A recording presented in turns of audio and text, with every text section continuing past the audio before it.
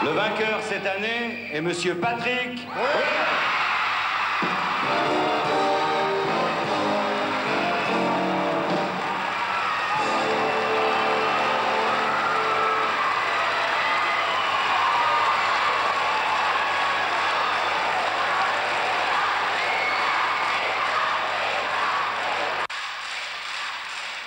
En 1990, sans sortir aucun disque ni faire aucune tournée, Michael Jackson a touché 35 millions de dollars. En moins de 5 ans, Madonna en a gagné 125, ce qui ne veut pas dire que le marché francophone se porte mal. Ça ne change pas un homme. Regarde les riches. Dis papa, quand c'est qui passe, le marchand de cailloux. Déjeuner en paix. Passé la crise de 1985, grâce surtout au lancement du disque compact, le showbiz est redevenu une industrie juteuse. À l'échelle mondiale, le produit musique s'est vendu l'année dernière pour près de 22 milliards de dollars, des chiffres qui donnent le vertige. Les 7e victoires de la musique, c'est bien sûr le triomphe de Patrick Bruel. Mais la vraie révélation de l'année, c'est le Suisse Stefan Eicher, nominé pour Engelberg, meilleur album francophone. À quand un délire Eicher, ce plus incontrôlable qui fait glisser les artistes de variété vers le fait de société, les mus en symbole, en porte-parole d'une génération?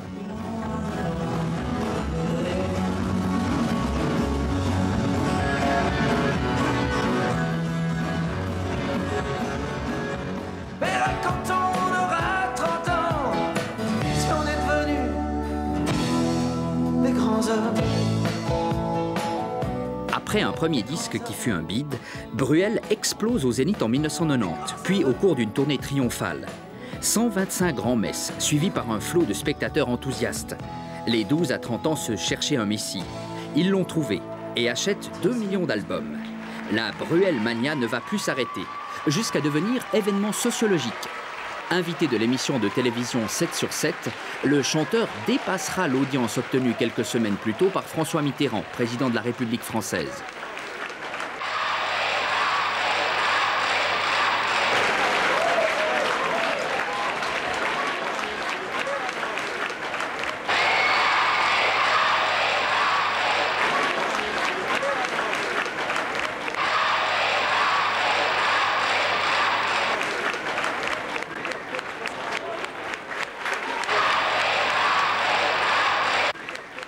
On croit que c'est la première fois que ça arrive, en fait, c'est pas vrai. On se rend compte que, si on regarde historiquement parlant, chaque adolescence a eu sa star.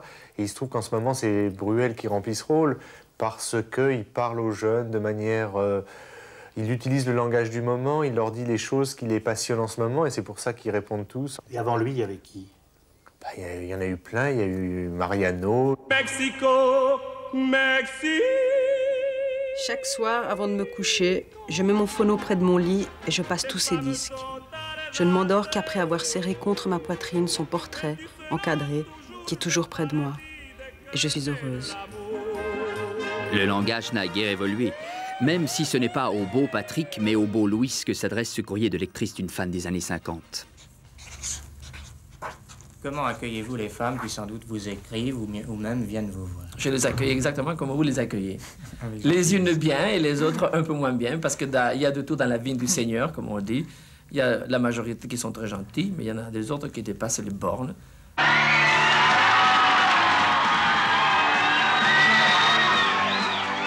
Mike Brandt, l'homme aux 16 millions de disques, en concert il y a presque 20 ans, à l'apogée de sa gloire.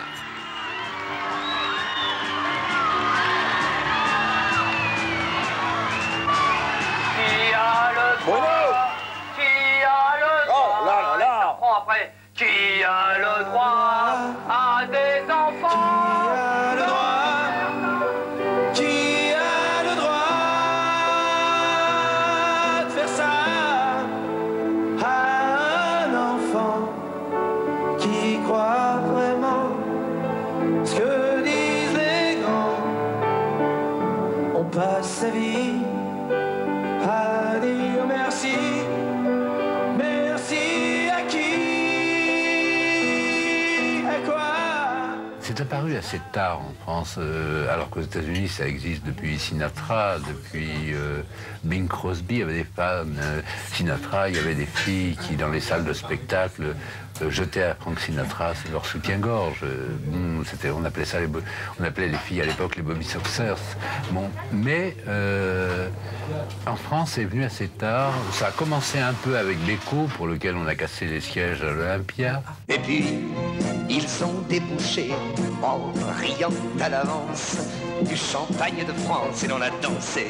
Et puis, ça a atteint un premier paroxysme avec Claude François. Ça s'en va et ça revient, c'est fait de tout petit rien. Ça se chante et ça se danse et ça revient, ça se retient comme une chanson populaire. L'amour c'est comme un refrain, ça vous glisse entre les mains. Ça se chante et ça se danse et ça revient, ça se retient comme une chanson populaire. Claude François avait un public qui est complètement fou par rapport à lui. C'était pas un public de gens qui savaient ce qu'il chantait dans ses chansons, c'était un public de gens qui étaient complètement fascinés par le personnage Claude François. Claude François avait du talent, je ne le nie pas, mais ça n'a jamais été un des très grands personnages de l'époque. Or, il n'y avait pas, par exemple pour Johnny Hallyday, il n'y avait pas ce phénomène de fanatisme, parce qu'entre fan et fanatisme, il n'y a pas grand-chose. Hein. Cette vedette, c'est l'idole des teenagers actuels. Il s'agit de Johnny Hallyday. Souvenir, souvenir, je vous retrouve dans mon cœur et vous faites refleurir tous mes rêves de bonheur. Je me souviens de soirs de danse, jour contre jour, des rendez-vous de nos vacances. Et puis, il y a eu les copains. Le mémorable concert de la Place de la Nation à Paris, où un service d'ordre débordé ne put contenir les fans de Johnny. Le temps des yéyés. Mille baisers, et pour me garder dans ma tête, tout le monde dit yeah, yeah, yeah, yeah, yeah, yeah, yeah, oh yeah, yeah, yeah, yeah. Êtes-vous prêts? Pendant la période des yéyés, par exemple, à partir de 20 ans, tu n'avais plus aucune chance. Au-dessus de 20 ans, tu n'avais plus aucune chance. Or, Bruel, il est aux alentours de 30. Je ne connais pas son âge exact, mais il est aux alentours de 30. Et il y a un phénomène qui est un peu inexplicable. Ce qui est étonnant avec Bruel, c'est que l'ensemble est amplifié. Quand un artiste dans les années 50 ou avant-guerre était une star, bon, il avait les disques et la presse, un peu la radio. Aujourd'hui, on est dans un état tellement médiatique. Une caisse de résonance. Une caisse de résonance qui est énorme. Et ça forcément, ça amplifie le phénomène. Donc Bruel, il commence petit, on ne parle pas trop de lui, après ça on commence à lui, et puis ça devient une star, une star, une star. Et puis tout le monde s'engouffre dans le phénomène. Et tout le monde s'y engouffre, pourquoi? Parce que les journaux, comme le mien ou comme d'autres, ou la télévision, on est dépendant de la publicité qu'on reçoit dans le journal. Et cette publicité, elle ne vient que si on a des lecteurs ou des téléspectateurs. Donc si vous voulez, on est un peu dans une sorte de cercle vicieux où pour avoir des téléspectateurs et des lecteurs, on parle de la chose qui monte et qui plaît aux gens. Et ça, c'est quelque chose qui n'existait pas il y a 20 ans. Maxime Le Forestier, ça a été une espèce de Bruel aussi dans les années 70. Oui, mais alors, même public un peu. Même public, mais dans les années 70, on n'avait pas encore ce phénomène amplificateur des médias comme on l'a aujourd'hui. Maxime Le Forestier est un fait de société. Il est arrivé, il a commencé à raconter les histoires que par centaines de milliers les jeunes attendaient. Il leur a chanté, il était peut-être un peu plus vieux qu'eux, mais pas tellement. Il a été le Bruel des années 70. Oui, mais sans le fanatisme. Sans le fanatisme. C'est toujours Patrick Bruel que vous venez voir, hein? C'est qui?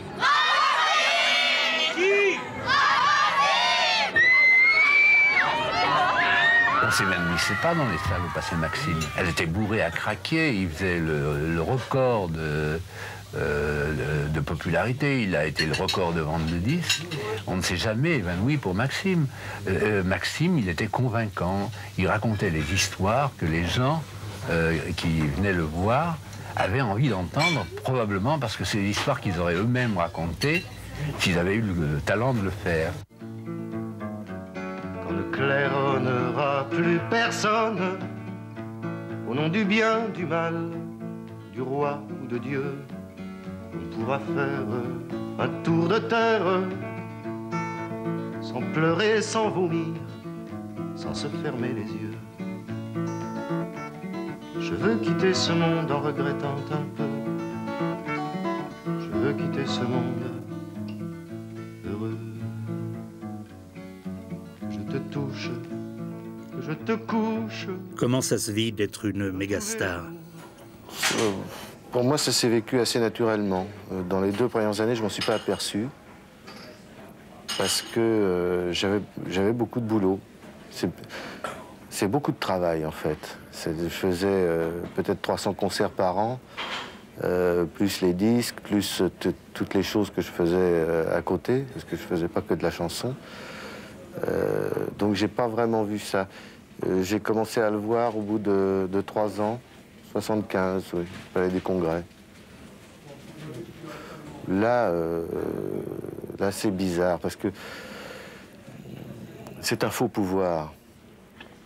Et je crois qu'un homme, surtout un homme jeune comme ça, dès qu'il a le pouvoir, il a tendance à en abuser un petit peu. Et en fait, ce pouvoir n'est pas réel. Et vous en avez abusé, vous? Ah oui. Ah oui, oui, oui, bien sûr. Vous savez, vous êtes entouré de gens qui vous disent tout le temps que vous avez raison. Et les quelques-uns qui vous disent que vous avez tort, soit vous ne les écoutez pas, soit vous ne les entendez pas.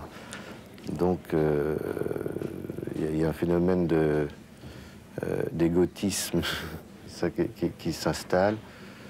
Et puis après, la vie se charge de vous faire rectifier ça.